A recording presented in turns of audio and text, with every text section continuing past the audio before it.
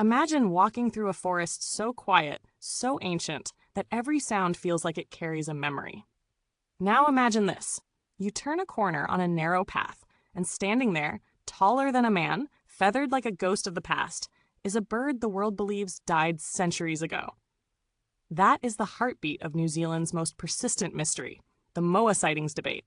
It began in the early 1900s, when a gold prospector named Andrew Muir stumbled out of the South Island bush, trembling, insisting he'd seen something impossible, an enormous long-necked bird sprinting between the trees with the grace of a shadow. People laughed, but Muir didn't. He carried a conviction in his eyes, the kind you only get when you've seen something you can't explain. Soon, more stories followed. A shepherd in Otago, a pair of hunters in Fiordland, a tramper who swore a massive three-toed footprint trailed her camp at night. Each sighting was dismissed at first. Mistaken identity, exhaustion, wishful thinking. But there was something about the consistency, the height, the stride, the silence of its movement. A vanished bird, described the same way again and again. By mid-century, curiosity had turned into full-fledged scientific debate.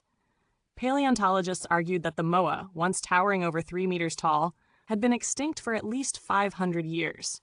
Impossible, they insisted. Yet biologists countered.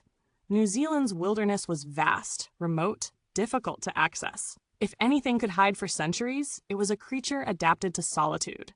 Expeditions launched into the deep forests. Teams carried cameras, plaster for casts, notebooks filled with sketches of ancient bones.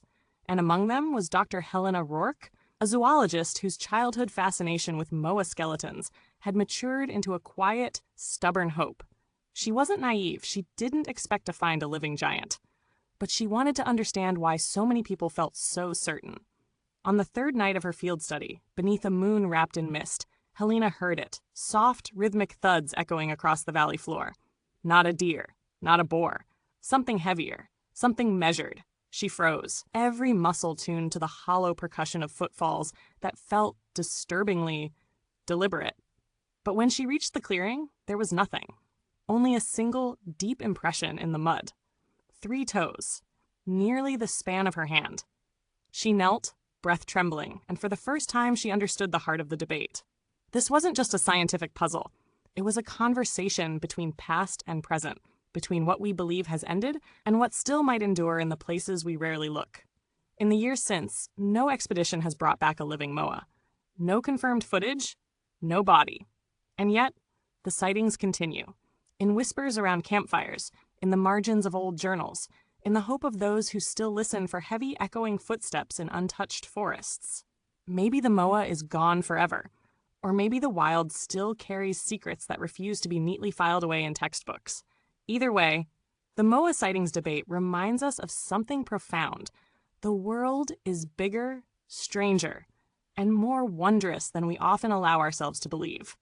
If you enjoyed this story, don't forget to like, share, and subscribe to help the channel grow.